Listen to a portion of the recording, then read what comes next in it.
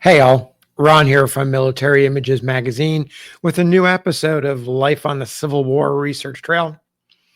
Brigadier General Edward Porter Alexander, pictured here, life dates 1835 to 1910, is best remembered for his role as the officer in charge of the massive artillery bombardment before Pickett's charge on July 3rd, 1863, the third and final day of the Battle of Gettysburg.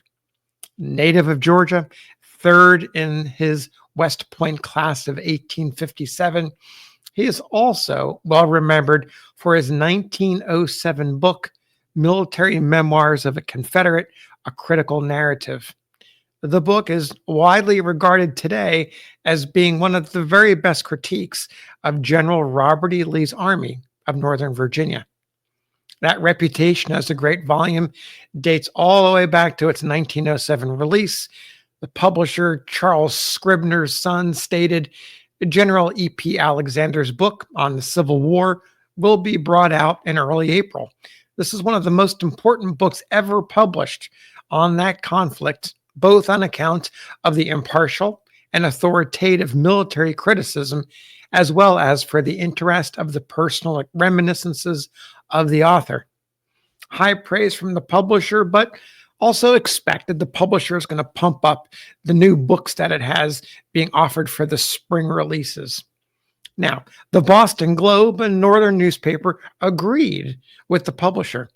Its reviewer noted, General Alexander was closely identified with the military direction of the different campaigns of the war and, by training and experience, is peculiarly well fitted to present to military students and staff officers an intimate and personal story of every march, skirmish, and battle. The result is an admirable book, which is valuable not only as an impartial history, but as an inexhaustible mine for the study of the practical working and details in every department of an army.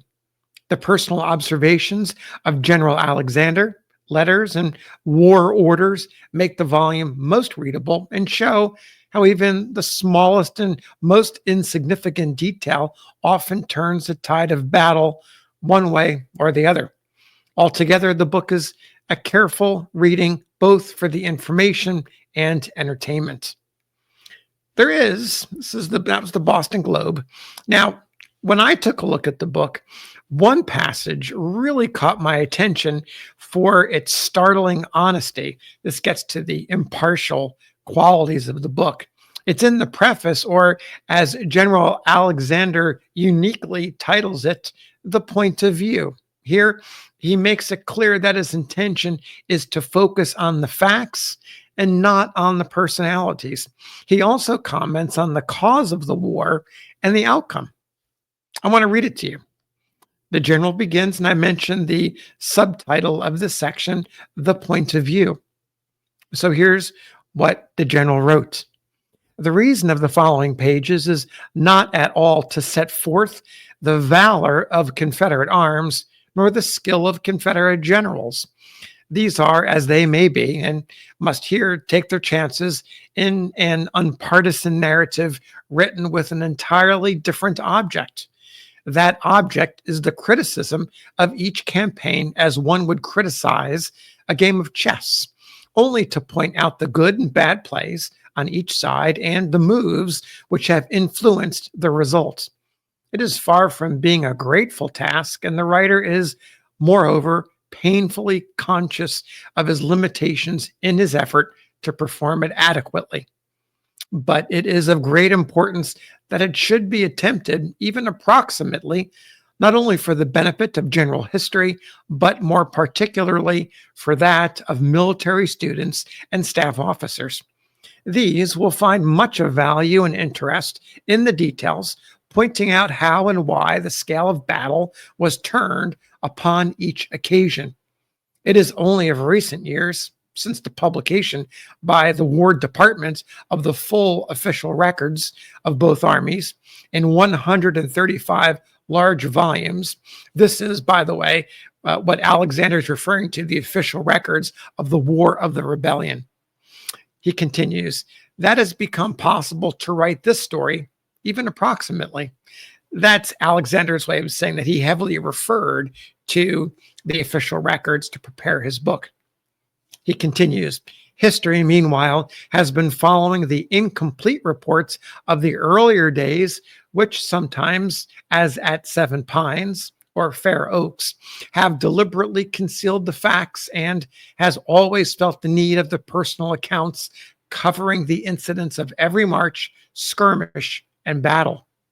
Only among these can be traced the beginnings, often obscure and accidental, of the most important events, and these must ever form an inexhaustible mine for the study by the staff officer of the practical working in details in every department of an army. As to the causes of the war, it will, of course, be understood that every former Confederate repudiates all accusations of treason or rebellion in the war, and even of fighting to preserve the institution of slavery. The effort of the enemy to destroy it without compensation was practical robbery, which, of course, we resisted. The unanimity and the desperation of our resistance, even to the refusal of Lincoln's suggested compensation at Fortress Monroe after the destruction had already occurred, clearly show our struggle to have been for the right of self-government, which the Englishman has claimed and fought for, as for nothing else, since the days of King John. It has taken many years for these truths to gain acceptance against the prejudices left by the war, even though it has been notorious from the first that no legal accusation, could be brought against anyone, even Mr. Davis. With the adoption of this view by leading English authorities, not to mention distinguished Northern and Republican authors, the South may be content to leave all such questions to the final verdict of history, admitting itself too close to the event to claim impartiality. One thing remains to be said. The world has not stood still in the years since we took up arms for what we deemed our most invaluable right, that of self-government. We now enjoy the rare privilege of seeing what we fought for in the retrospect. It is no longer seeming desirable. It would now prove only a curse. We have good cause to thank God for our escape from it, not alone for our sake, but for that of the whole country and even of the world.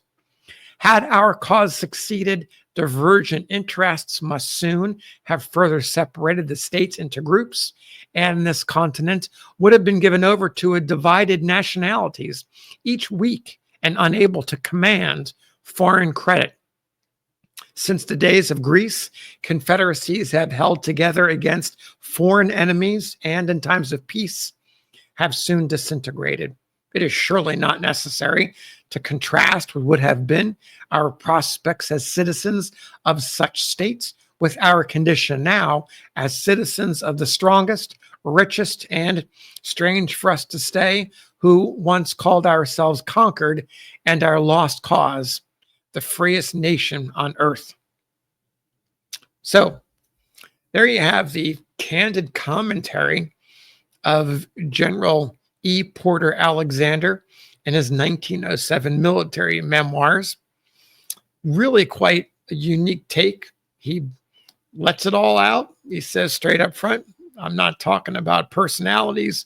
I'm talking about the actual actions of the battle. And he goes on to talk about self-governance and talking about the fact that, in fact, he was glad that they lost the war because the Confederacy that would have resulted would have weakened the entire nation.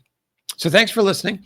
We'll see you on the next episode of Life on the Civil War Research Trail.